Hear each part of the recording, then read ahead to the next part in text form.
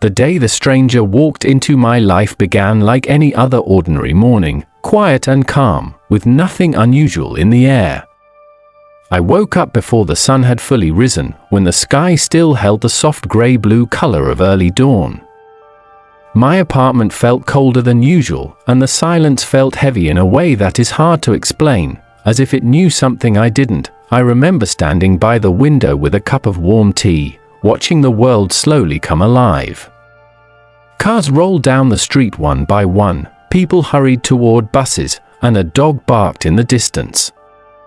Everything looked normal, everything looked the same, yet something inside me felt strangely unsettled, like a tiny warning whispering that the day would not end the way it started. At that time in my life, I was going through something difficult. My job felt heavier every week. My relationships felt distant. And I carried a quiet loneliness that I didn't talk about and didn't know how to fix. Even so, I forced myself through the same daily routine, telling myself that life was just like this sometimes. Hard, confusing, and full of days that felt longer than they should. That morning, I left my apartment and walked toward the train station with slow steps. The sky was turning brighter as I reached the corner bakery, the place where I usually stopped for a simple breakfast. The smell of fresh bread always helped me feel grounded, even on the hardest days. I pushed open the bakery door, and the little bell above it made a soft ringing sound. Nothing unusual. Nothing special. But if I had known what the rest of the day would bring, maybe I would have stopped for a longer moment.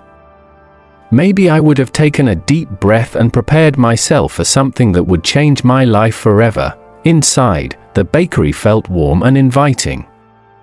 People sat at small wooden tables, chatting softly or scrolling through their phones. I ordered my usual breakfast and sat in the corner near the window. I liked that spot because I could watch the world outside while feeling safe inside the cozy bakery. As I ate, a woman entered the bakery. She looked tired, carrying a heavy backpack and wearing a long coat that brushed against the floor. Her eyes scanned the room as if she was searching for something or someone. She seemed nervous, or maybe anxious. For a moment, our eyes met. Hers were deep and thoughtful, and I felt an unexpected jolt of connection, though I didn't know why. She didn't order anything. Instead, she walked slowly toward a small table across the room, sat down, and took out a notebook. Her hands trembled slightly as she opened it. Something about her didn't feel ordinary, but I looked away, telling myself it wasn't my business. I didn't know then that this woman would become the center of everything that happened later. After finishing breakfast, I stepped outside and headed for the train station. The platforms were crowded with commuters, and the air was filled with the familiar noise of the morning rush. The train arrived, and people pushed in from every direction. I found a small space near the door and leaned against the wall as the train began to move. For the first few stops, everything felt normal. People talked quietly, some laughed, others stared out the windows. But a sudden loud sound broke the peaceful routine. A metallic screeching noise echoed through the train. The lights flickered. A few people gasped. Others grabbed onto rails to steady themselves. The train slowed down abruptly before coming to an uncomfortable stop between stations. Confused murmurs filled the air. A voice from the intercom tried to explain something about a mechanical issue, but the sound was scratchy and hard to understand. Minutes passed. The air grew warm and heavy. People shifted uncomfortably. Then something happened that changed everything. A man near the middle of the train suddenly collapsed. A loud thud brought silence to the entire car. People stepped back, shocked. A woman screamed. Someone called out for help, but no one knew what to do. I froze at first, my heart pounding. The man lay motionless on the floor, his face pale, his chest barely rising. Panic spread through the crowd, growing thicker with every second. Then, through the stunned silence, a voice spoke with calm, clear determination, "Move aside. Let me through." I felt a wave of recognition even before I saw her. It was the same woman from the bakery. She pushed gently but firmly through the frightened crowd and knelt beside the man. She checked his pulse, then his breathing. Her hands moved quickly, confidently, with a sense of purpose that immediately changed the atmosphere around her. She looked up at the people surrounding her and said, "He is not breathing." The air fell completely silent. What she did next felt like watching a miracle unfold in real time. She began chest compressions with steady pressure, counting softly under her breath even though no one could hear the numbers. She breathed gently into his lungs, her movements precise, urgent, and full of life. People watched, terrified yet mesmerized. Some cried.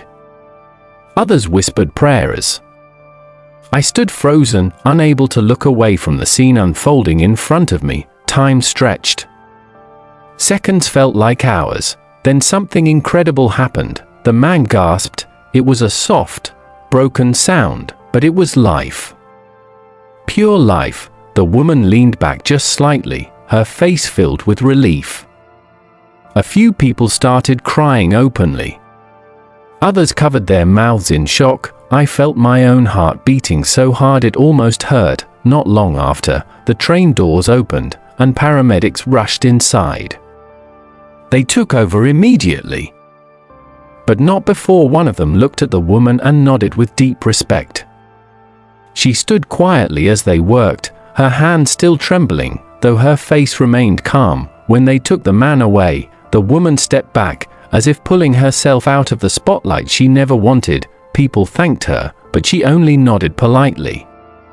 Then, before anyone could ask her anything, she stepped out of the train and disappeared into the crowd, and just like that, she was gone. I stood there, unable to move. Something inside me had shifted. The moment felt too powerful, too meaningful, to simply walk away from. I knew I needed to find her. I didn't know why. I didn't know what I would say. But I felt pulled by something deeper than logic. I stepped off the train and scanned the crowd. For a moment, I couldn't find her. Then, finally, I spotted her walking toward the exit, her backpack bouncing lightly with each step. I hurried after her. When I caught up, I gently touched her shoulder. She turned, surprised, and those deep, thoughtful eyes met mine once again. "Thank you," I said, my voice thick with emotion. "You saved his life." She looked down, almost shy. I was just doing what needed to be done. We walked together out of the station. The world outside felt brighter, louder, more alive. I asked her name, and she gave it softly. I told her mine. The simple exchange felt strangely significant. As we walked, she explained that she used to be an emergency nurse, someone trained to respond to crises. But life had taken a difficult turn, and she was traveling alone now, searching for a fresh start, carrying memories that weighed heavier than her backpack. Something in her voice carried a quiet sadness, a loneliness that echoed the same feeling I had been carrying for months. Two strangers, walking side by side, each holding invisible wounds. We reached a small park near the train station and sat on a bench beneath a large tree. The shade felt peaceful. The sound of birds filled the air. It felt like the world had paused just for us. For the first time in a long time, I opened up about my own struggles. I talked about my job, the stress, the way I felt disconnected from everything. She listened quietly, with a patience that felt comforting. When I finished, she gave me a small, understanding smile. "You know," she said, "sometimes life pushes us until we feel like we're breaking. But then something unexpected happens. Something that reminds us we're stronger than we think." Her words settled deep inside me. We talked for a long time about life, fear, courage, and the strange ways people cross paths when they need each other most. Before we parted, she placed her hand gently on mine. "You should take care of yourself," she said softly. "The world needs more people who care." I nodded, unable to speak for a moment. We said goodbye, but as she walked away, I knew something had changed forever. My life had taken a new direction from the moment she stepped onto that train. The days that followed felt different. Softer. Brighter. I found myself paying more attention to small things. The sound of birds in the morning. The warmth of sunlight on my face. The kindness in strangers' eyes. Her courage had awakened something inside me, something I thought I had lost. Months later, I received a message from an unknown number. "Hello. It's me. I just wanted to tell you that I'm okay. And I hope you are too." I smiled at the screen for a long time. Then I replied with a simple message from the heart. "You saved more than one life that day." And I meant it. Sometimes a stranger walks into your life for only a brief moment, but the impact of that moment can last forever. Her bravery didn't just bring a man back to life. It brought me back to myself, and in a world full of noise and chaos, that is a kind of miracle too. At the end of the story, the narrator believes something deeply. Not all heroes wear uniforms.